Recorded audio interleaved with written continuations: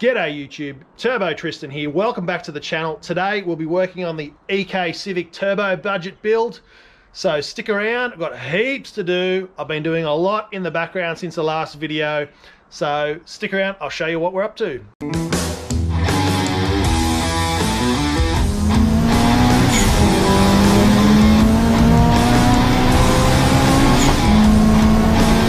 So since the last video, the dump pipe's been made.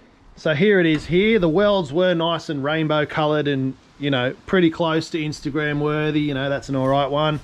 But I've scuffed it right back. I've cleaned it all off. I just wanted to check, triple check and quadruple check for any leaks or cracks or anything before I heat wrap this and put it on. So I'm going to get that done, get that ready. I have put on the intercooler piping kit, dummied it up.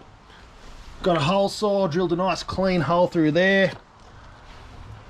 So that's all going to flow nicely. I do have to take the turbo off and put all the fittings on, put the wastegate hose on there as well. And then I can put that on for the last time. Take off the sump, weld the bung on the sump, and set up everything. So I've got tons and tons of work to do today. I have begun work on the intercooler bracket.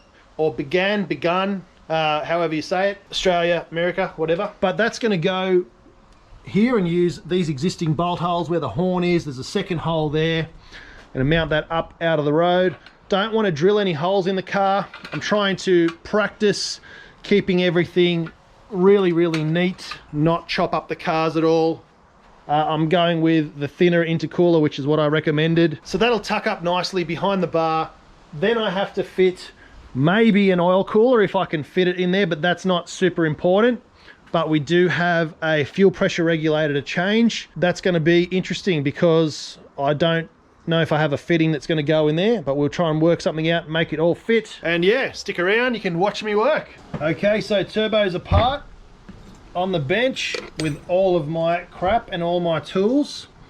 As you can see, I've really outgrown all this space and it's not worth cleaning up in between jobs, so I'm just going to leave it all out for now. What I need to do is put the fittings on the turbo and onto the manifold because it's going to be too difficult to put these on later on when it's all on the car. There's going to be plumbing everywhere.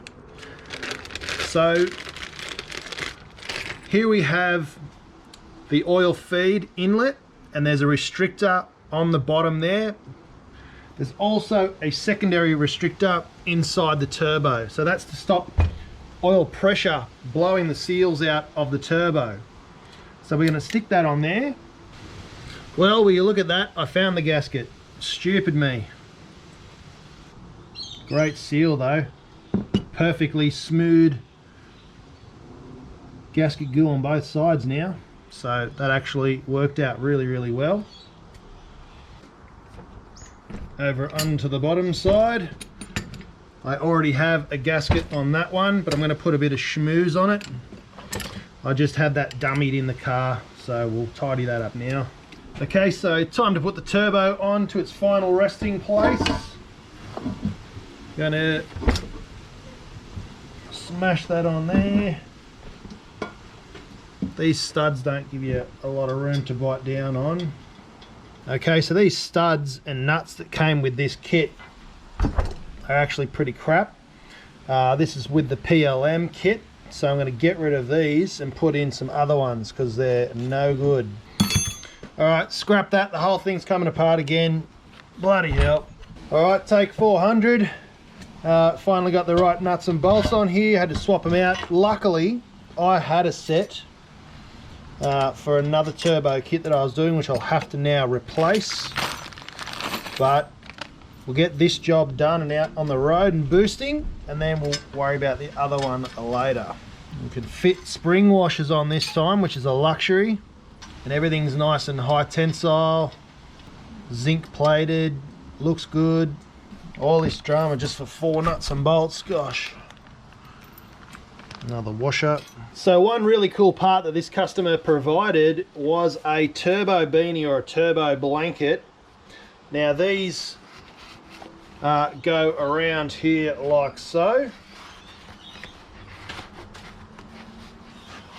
and actually clip on Looks like it goes maybe this way under the wastegate, and it just helps keep a lot of heat out of the engine bay. Now, I have the same one on my car, and just due to the wastegate there, I don't have all of the clips done up. So it's going to be interesting to see if I can get this to work on here.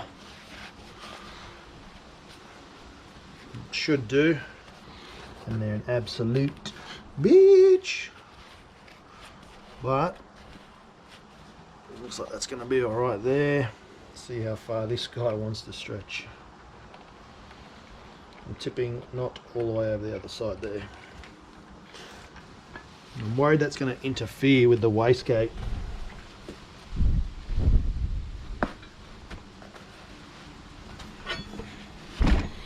Okay, that works. Let's have a look around. So yeah, it clears everything. I'll just have to fight the clamp there. Clears underneath here. And looks great on that side, so that's going to work. Time to stick this back in the car. All right, here we go, turbo in.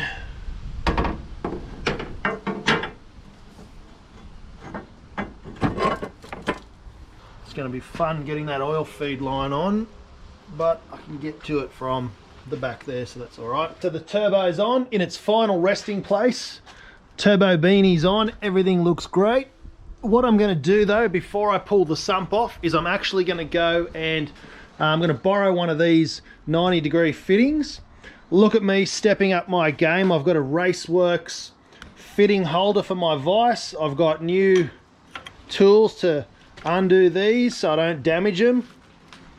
So very fancy now. Stepping up that game. So I'm going to borrow this. Look at that, not a mark on anything. No more scratching around in the dirt for me.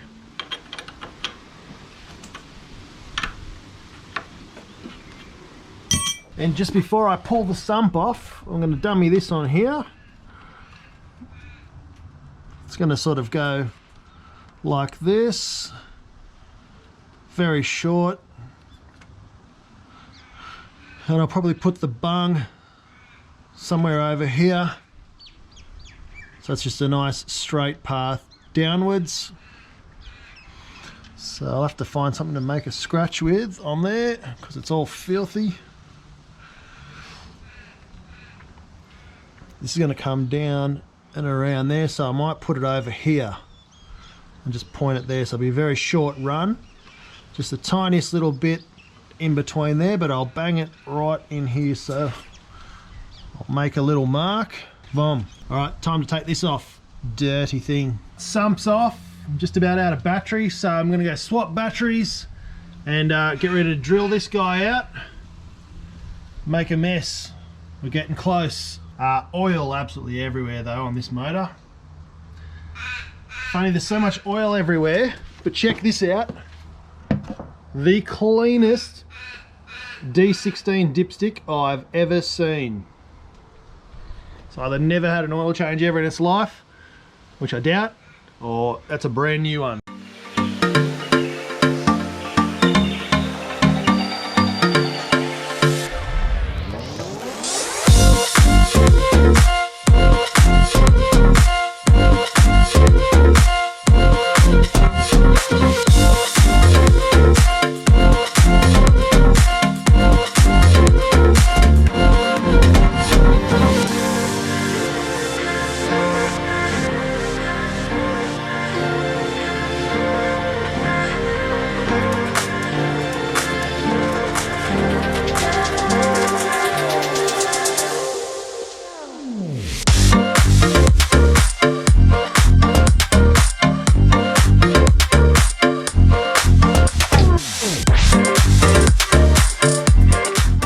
Well, I hope you enjoyed that time lapse of me absolutely struggling. After I dropped the roll, it was game over. I just kept on persevering with it. But that's all done now. Now this is the back of a D16. Oil filter goes here. Right above there is an oil pressure switch. That's where I've got to get up and over and under and put the fittings on. So this kit came with a fitting that goes in here. My fingers don't want to work, and then we screw that onto there, and then we can also then put the oil sensor on the end of that, and off we go. I may even use my one that I have from last time, my first D16, a bit better than that one, less complicated and less things to go wrong. So I'm just going to tack the bung onto the sump at the moment.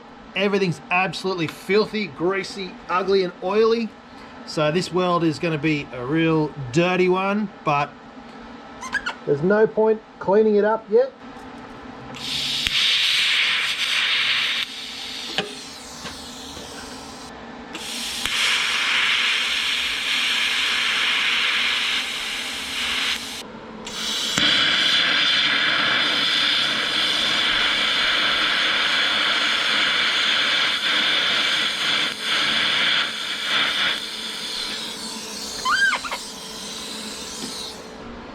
Yep, I definitely need two hands for this, so sorry guys, I'll show you after I'm done.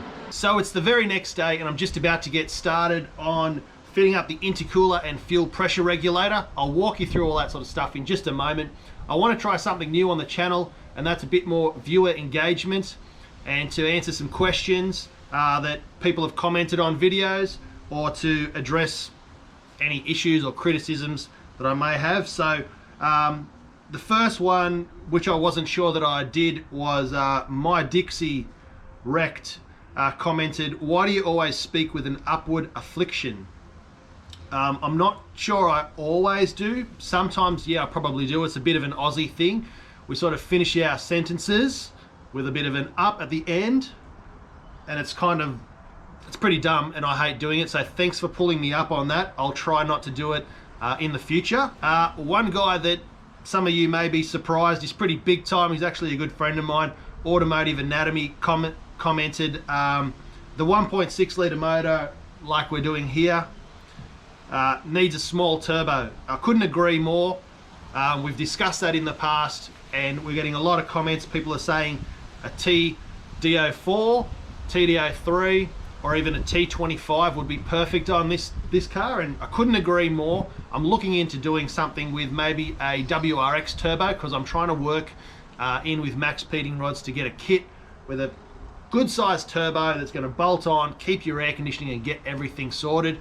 At the moment I'm not quite there yet, so we're just doing some packaging stuff and trying to work out what's going to work and fit best. Dana Nova commented, "Hey bro, if you use the Y8 camshaft in a Y7 head, can I use the Skunk 2 Stage 3 cam in my Y8 or Y7 head?"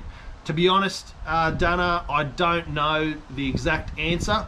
However, I did run a Y8 cam in my Y4 head and everything bolted in absolutely perfectly. There's a video of me putting VTEC lock in a non-VTEC engine, exactly the same engine as this, and I turned it into a locked VTEC, so we got a high lift cam on the intake side.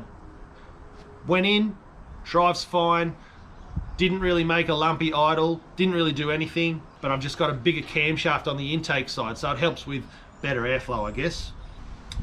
This one, the next comment comes from Chairs1 a couple of days ago. Now this one I'm really taking on board, and I didn't realize I did it, so that's why I'm sitting down. I've got a bit of a back problem, and I like to wobble side to side, take the weight off my back. So some days you'll see me do it more than others. Other days I'm standing pretty still. So I'm going to make a big effort not to sway backwards and forwards. The comment read, "Please stop rocking back and forth, dude. I watch your videos late at night or high as, and you're making me sick. I love the videos, but please stand still."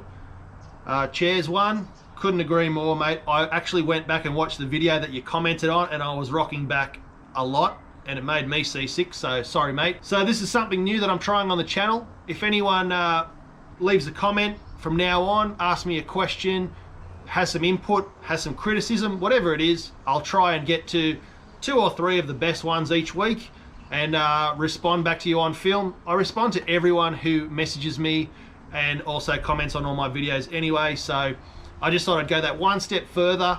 Some of the big YouTubers, you know, they never mention their comments or their fans or anything. Occasionally they'll like 1 or 2 comments in a video and it drives people wild, which is awesome and it's great engagement, but I want to be a bit different, go above and beyond. I wouldn't be doing this if it wasn't for you guys. So yeah, anyway, enough BS, back to the build. All right, so here's where we got to yesterday. Manifolds on, buttoned up, oil lines done, turbo beanies on, heat wrapped exhaust is on, oil filter relocation is on, intercooler cold pipe is on. Now all it's missing is I've got to fiddle around with the fuel pressure regulator. So I'm going to be trying to do that today, mount that up for the customer.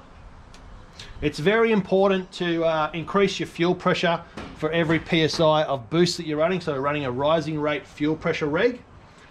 Something that we're not doing that we could maybe do, I'm not sure how to do it, is to add a little fish tank filter in the line here for the map sensor. I'd have to run some kind of vacuum line and then a one-way valve there, which will trick the map sensor into thinking we're not running any boost. I don't know how you're going to get it to attach and stay there. If anybody knows, explain it in the comments, because I'm not sure how you would go about doing that. I know what to do, I just don't know how it's going to stay in there and not fall out and jiggle around, so not sure about that one. What I'm going to do is stick on the time lapse because we've chatted enough. I'm going to rip out the fuel pressure reg and we'll get started on sticking that in.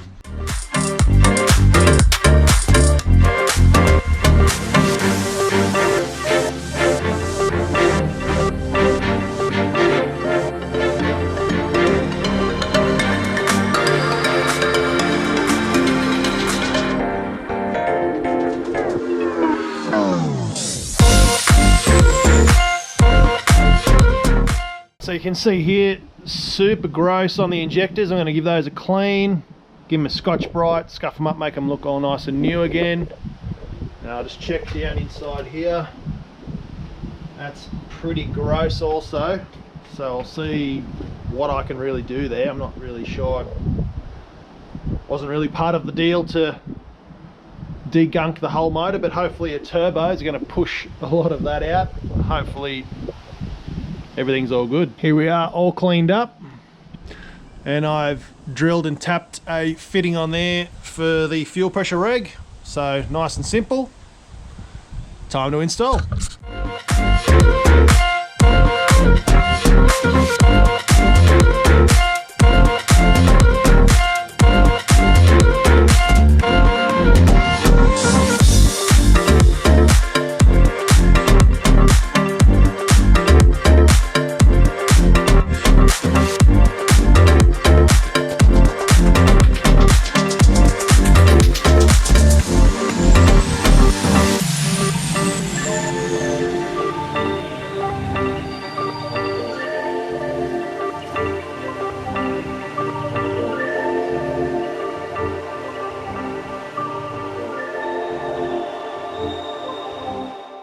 Okay, so I'm just about to do the first start. Everything's buttoned up, fingers crossed. I'm really concerned about oil leaks from the remote filter, so I'll be double checking that.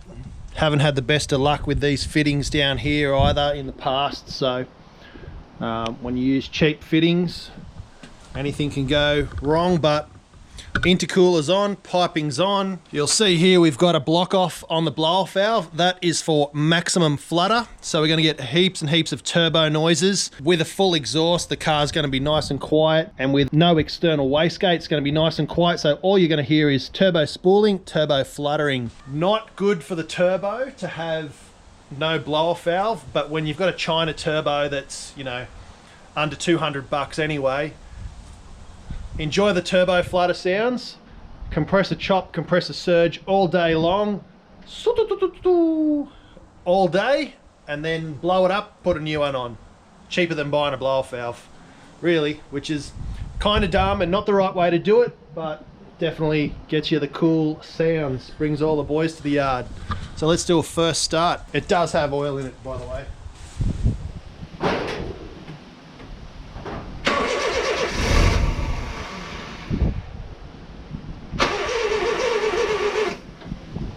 Got fuel pressure, it's got fuel injectors. Let's That's in.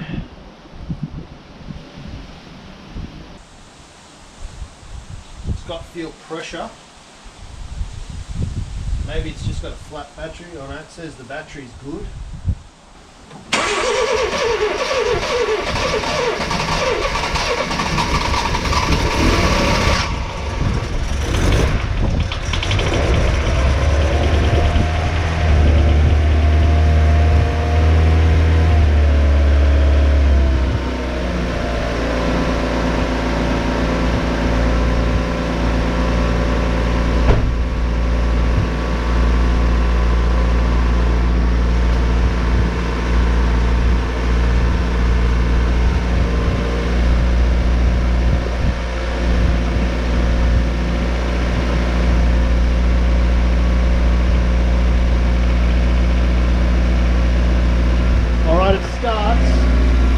But I'm leaking a bit of fuel here from this fitting, so I'm going to switch it off, put some sealant around that and get back onto it. I'll just let the pressure die down, let it all sort of bleed back to the tank. While that's happening, I'll go trim the front bumper and slap that on, ready for its first drive. How tough does that look? The intercooler tucks up nicely. Everything's plumbed and fitted. I've given the engine bay a wash and I've gapped the spark plugs down to 0.8 of a millimeter, given them a clean up with a wire brush. I'm just about to take it on its maiden voyage now, make sure everything's sweet. But how good does it sound? Nice and quiet, total sleeper. So we're just heading out for a drive now onto the freeway. I think that's the safest place to do some full boost testing. Initial testing though, we're cracking 5, sometimes 7 PSI. The car's not breaking up until you're really high in the rev range, so I just back off when that happens. Of course, the car isn't tuned. I always recommend that you get an ECU, fuel injectors and a fuel pump when you're going to turbo your vehicle. However, not everyone can afford that straight away, but we've got a running, driving, smooth, quiet sleeper that's pumping, I reckon, double the power at around 5 PSI. So we're going to jump onto the freeway and give it a full send, which is luckily really close to my place. And we'll zoom in on the boost gauge here in just a moment and you can see for yourself.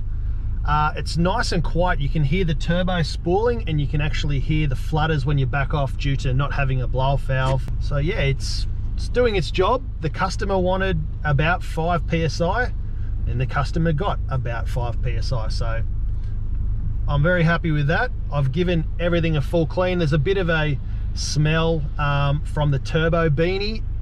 I guess that's cooking for the first time and baking. It's sitting right on the hottest part of the whole setup, the turbo and the manifold and the heat wrap. So there's a bit of a funny smell coming out of the car, but that's whenever you do something new and fit new parts to a car, they get hot for the first time. But I'm really happy with it. I'm sure the customer will be really happy with it. So let's go crack some boost. Second gear, 0 PSI.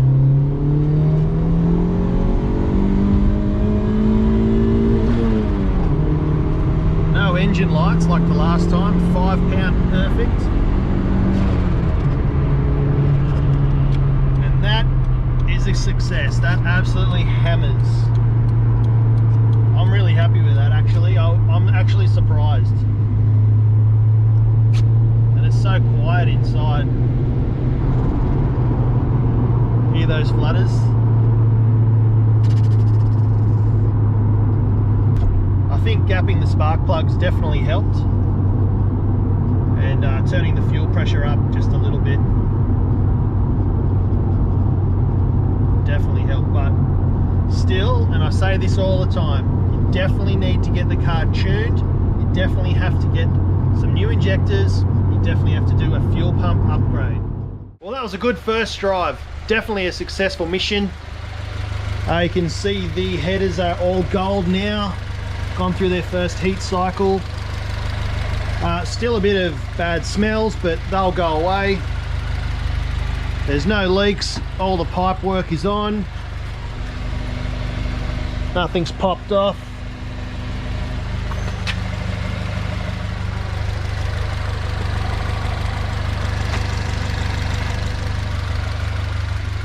So that's great. The turbo, being that it's so big, doesn't always spin at idle. They sort of tend to need some time to warm up. My T28 did the same thing. Took a while to sort of wear in. As soon as you give it a rev, off it goes. So there's the fan kicking on. Well, that finishes up the series on this EK Civic D16 Y4 Turbo. Operation Turbo with aircon was a complete fail, but Operation Turbo EK was a complete success. We're getting exactly what the customer wanted, which was around 5 PSI. Boosts good, feels great, doesn't really break up. You can sort of feel it a little bit, but we've increased the fuel pressure. I will be telling the customer, don't cane it until you sort out an ECU or something, but you can definitely give it a good flogging, and compared to what he was used to, he won't need to flog it so much anyway, because it will be, you know, double the power of what he had before. So I do have to say though, this particular EK fought me every single step of the way. Not only was it freezing cold every single night during winter, working on the car, welding the sump was a massive fail. I actually had to redo it several times because the oil was impregnated into the steel and it just would not weld nicely. It's definitely oil tight and pressure tight, so it's not leaking at all, so that's a great sign. New gasket, that was a pain in itself. Just changing the gasket on the sump took forever. I think I broke all my fingernails off trying to peel it off. It was just so hard and brittle. It was baked on there. It was definitely leaking from there because there was oil everywhere underneath the car, which is one of the reasons why I gave it a good cleaning. So it's nice and schmicko now. I did a wire tuck on the injectors. The simplest way you can do it. I got rid of that stupid plastic thing, so that's gone. We've mounted the fuel pressure reg over here, which is a great SAS one, same as what I have on my car, so that's perfect. Aircon's gone. The exhaust is nice and quiet, so the car's very nice and compliant. You'll attract no attention from the cops unless you want to flutter right in their window, which is kind of asking for it. The bumper bar fitted up perfectly. You can see the sneaky intercooler in there. So I used the maxpeedingrods intercooler, maxpeedingrods turbo, maxpeedingrods oil feed line kit. So those all worked an absolute treat. So thanks again to maxpeedingrods for helping the channel out. I love these guys because they do look after us in the budget community, people that can't afford big dollar builds, Honda guys. maxpeedingrods always comes to the party and helps us out. If you want to see more builds like this, make sure that you like the video, comment below because I'll be reading out the best ones each week, and subscribe if you haven't subscribed already. Big things are coming on the channel. I've got tons of projects already lined up. You won't even believe how far I've come in 18 months doing this channel. The sky's the limit for the next chapter in the Turbo Tristan saga. Things are expanding and I can't wait to drop the bomb on you guys and show you what's happening in the future. But most importantly, you definitely want to subscribe. It helps the channel grow, helps me out. So until next time, make sure you spool up and subscribe. See you later.